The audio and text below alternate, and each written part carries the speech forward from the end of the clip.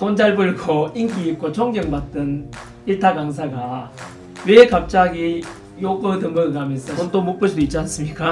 역사적으로 이제 헤게모니가 바뀔 때마다 전쟁이 나거나 굉장히 큰 그 위기가 닥치거든요. 현재 입법부를 장악한 그 민주당이 사법부도 지금 이제 탄핵 과정에서 보면 알겠지만 공수처 장악했고 서부지법 장악했고 국회가 너무 파워가 세가지고 대통령도 탄핵시키고 국무총리 탄핵시키고 또 이틀 전에는 국가인권이라는 곳이 있죠. 인권위에서 야 대통령에 대해서 지금 부당하다. 뭐냐 대통령에 대해서 이거 국회에서 뭐라 했는지 아시죠?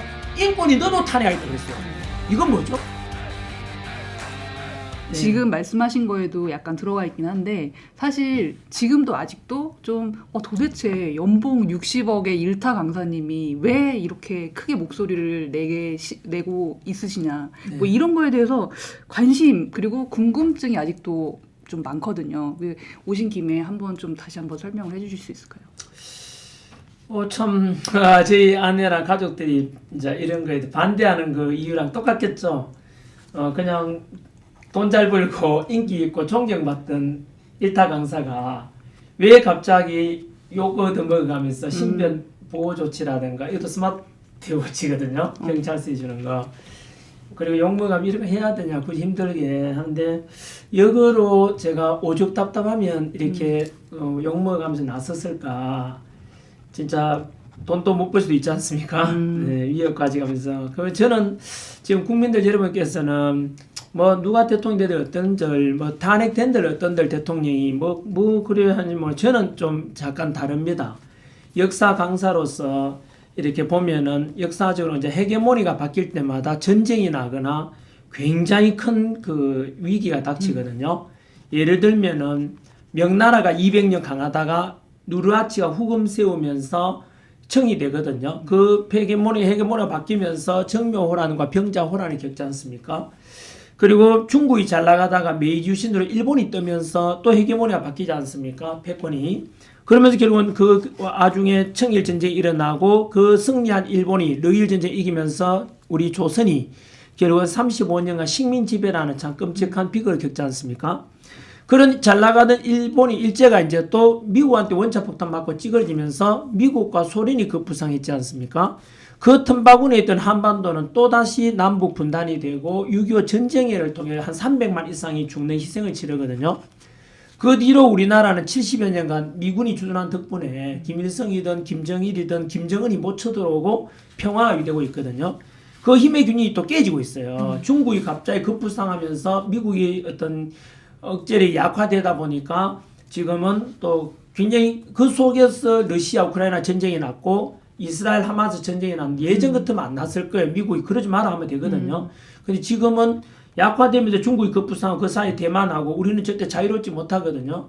그런 속에서 지금 우리나라 정치 상황을 보시면 알겠지만 예기치 않았던 비상기업이 터졌고 그 뒤로 탄핵 정국 속에서 이게 지금 대통령도 없고 국무총리도 없고 탄핵도 대응이죠 있고 그리고 국방부 장관 없죠. 치안 담당 행안부 장관 없죠. 서울 경찰청장 없죠.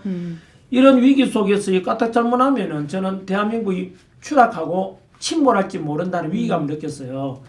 저는 제 판단에는 그렇습니다. 그래서 까딱 잘못하면은 이거 뭐 단도직입적으로 말씀드리면은 현재 입법부를 장악한 그 민주당이 사법부도 지금 이제 탄핵 과정에서 보면 알겠지만 공수처 장악했고 그 서부지법 장악했고 지금 헌법재판소마저도 편향된 재판 40여 임명까지 강제로 시켜가지고 민주당이 의도하는 대로 가려고 하거든요. 원래 전한길이가 중앙선관위 비판했는데 민주당이 저를 고발했거든요. 네. 선관위도 결국 민주당이 영향이 미치고 있다 볼 수 있죠. 그러면 그렇지 않다면 민주당이 답변해야 되죠. 왜냐하면 제가 전한길이가 선관위 비판했는데 민주당이 저를 고발했거든요. 얼마 전에 제가 선관위 그 헌법재판소를 휩쓸 것이다라는 멘트를 했는데 민주당이 저를 또 고발했어요. 그럼 헌법재판소도 역시 민주당의 자기 소관인가? 그래서 우리 삼권 분립에도 어긋나고 또 독립기관이 선관위라든가 그리고 헌법재판소도 독립기관이거든요. 근데 지금은 민주당 목소리를 같이 내고 있다는 것에 대해서 위기감을 느꼈죠. 그 속에서 민주당은 윤석열 대통령이 취임하기 전부터 물러나라 탄핵시켰다는 게 178회가 있었거든요. 2년 동안 178회라는 것은 어마어마한 회 숫자예요. 거기다가 이제는 비상계엄이 알게 됐지 않습니까? 탄핵마저도 29번 있었지 않습니까?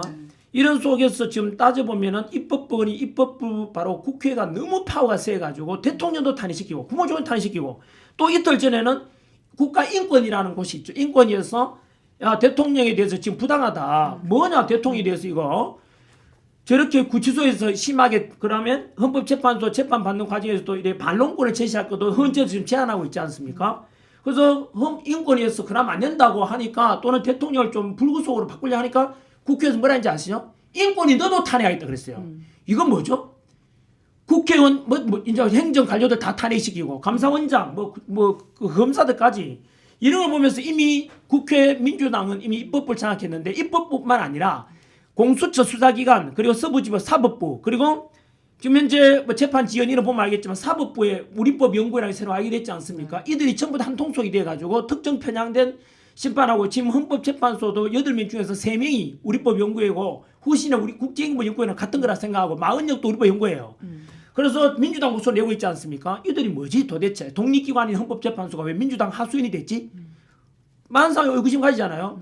거기다가 만약에 이제 이거 왜 그럴까? 퍼즐 맞추면 이재명이 빨리 대통령 시키려는 거 퍼즐 딱 맞추면 다 맞아 들어가거든요. 그럼 만약에 이재명 맞아 대통령까지 돼버리면은 우리 대한민국은 입법부, 사법부 장악해도 행정부 다 장악했잖아요. 히틀러, 나치당이 나치즘이 되지 않는다는 법이 어디 있습니까? 그러다가 지나친 친중 정책을 막 폈지 않습니까? 지난 얼마 안 됐죠. 불과 한 달 정도 됐나? 2달 전에 간첩법을 개정하자.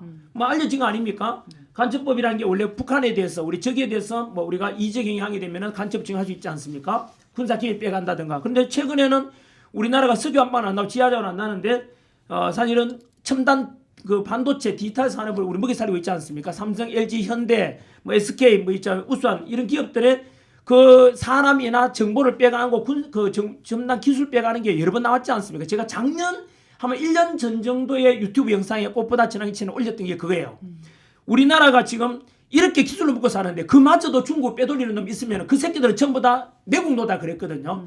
간첩죄를 정해야 돼요. 실제로 중국도 대만도 미국도 남의 나라 이재경이 하는 거 다 간첩죄를 정해요. 근데 우리도 그 정해야 된다고 1년 전에 목소리 냈는데 지난 12월이었던가요? 그때 우리 간첩죄를 확대 개정해가지고 북한 이외에 중국처럼 우리 기술 빼가거나 그 당시 어떤 일이 있냐면은 중국인이 부산에 정박 중인 미 항공모함 사진을 찍었어요.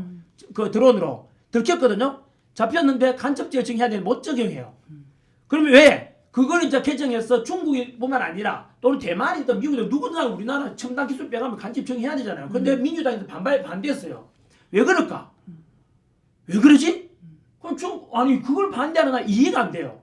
도대체 어느 나라 정당인가 이거?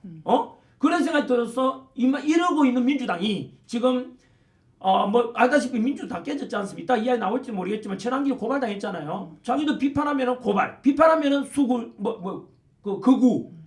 그래서 뭐 전부 다 고발 더불어민주당에 민주는 없어요. 더불어 고발당이고 더불어 독재당이 돼 있잖아요. 이런 시국에서 행정부마저도 장악되면은 우리나라는 끝나는 거죠. 옛날 히틀러가 그랬거든요. 히틀러가 원래 총리가 됐어요. 총리가 되었는데 그 국회에다가 수권법이라 하거든요. 줄 숫자의 권력을 준다 해서 입법권을 행정부에 그 히틀러가 넘겨요. 그럼 이때는 뭐죠? 입법부 행정부 다 장악했잖아요. 그럼 나치당이 합법적으로 결국은 유대인들 학살하게 되고 합법적으로 그런 독재 전체주의가 나왔잖아요. 불법이 아니었어요. 왜 그래 됐을까? 국민들이 어느 순간에 하다가 결국은 우리 깨구리 죽일 때 그래 죽이거든요. 깨구리 죽일 때 따뜻한 물에 넣어놓잖아요. 물 서서히 올리면 걔가 따뜻한 물에 그럼 속 죽어가요. 우리 국민도 못 느껴서 그렇지. 이렇게 될 가능성이 있다고 저는 봐요. 제2의 홍콩이 그렇거든요. 홍콩이 전에 노란 우산인가 막 저항했잖아요. 영국이 100년 지배하다가 중국을 너무 동기해줬는데 그러나 중국이 군사력 동원해서 홍콩을 중국화시킨 게 아니에요.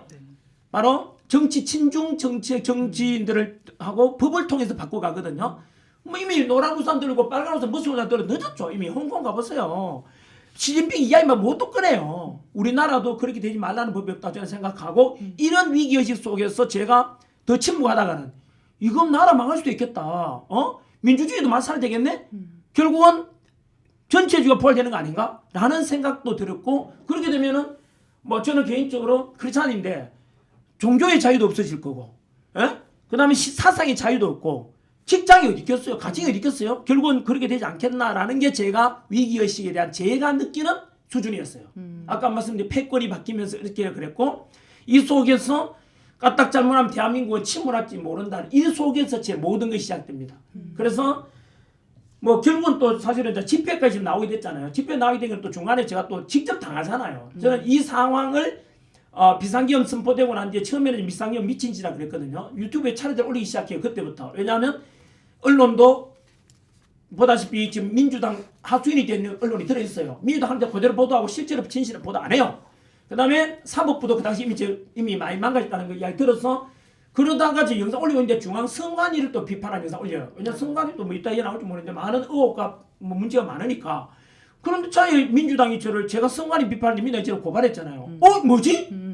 전환기를 고발할 정도 되면은 그 한 주 전에 무슨 일인가 하면 카톡 검열이 있었어요. 카카오톡 민주당 비판하면은 민주당 뭐 파출소에 뭐 고발하겠다 했잖아요. 그때 고기를 갸우뚱했거든요. 이것도 뭐지? 뭐야 표현의 자유도 막혔다고? 뭐 어느 나라 당이야 이거? 그러다가 여론조사기가 협박했거든. 그 직후에요. 뭐지 이거? 그러다가 제가 고소당했잖아요. 고발당했잖아요. 그래서 저는 이제 이건 뒤집어진 거죠. 이거는 선을 넘었다. 내가 민주당 이야기도 꺼내지 않고 선관위가 이런 1200건 넘는 인사비리라든가 많은 의혹이 부정선거 의혹이라 있는데 한번 털고 가자는데 뭐가 잘못됐냐. 선관위도 명예보호할 수 있고 그 앞으로 우리가 대통령이든 국회의원이든 지자체 선거든 간에 투명하게 하면 좋잖아요. 그러면은 선관위도 좋고 여당도 좋고 야당도 좋고 다 좋은 거 아니에요? 그러면은 그런데 전환기리가 선관위 비하는데 민주당 고발했잖아요. 그때 제가 느꼈죠. 이건 내가 더 침묵하다가 전환기는 그래도 돈도 있고 인기도 있고 명예가 있는데 나는 고발했다고? 그러면 내 제자들, 저는 제 주인공이 제 26년간 강의하면서 2030 제자들이에요. 그 200만 가까이 되는 내 제자들마저도 요즘 유튜브 크리에이터도 많지 않습니까? 걔들이 그 힘없고 한데 갑자기 이렇게 고발하면은 협박하는 거잖아요. 두려워지잖아요. 그러면 그 사람들 뭐가 되지? 그래서 저는 그들에게 마수가 뻗치기 전에 내가 나서야 된다. 나라도 나서자. 그 생각이 들었고 더 침묵하다가는 솔직히 제가 뭐 안 나서도 되잖아요. 골프나 치러 다니고 여행 다니고 이러면 제가 뭐 저 혼자 개인의 이익을 위해 살 수 있잖아요.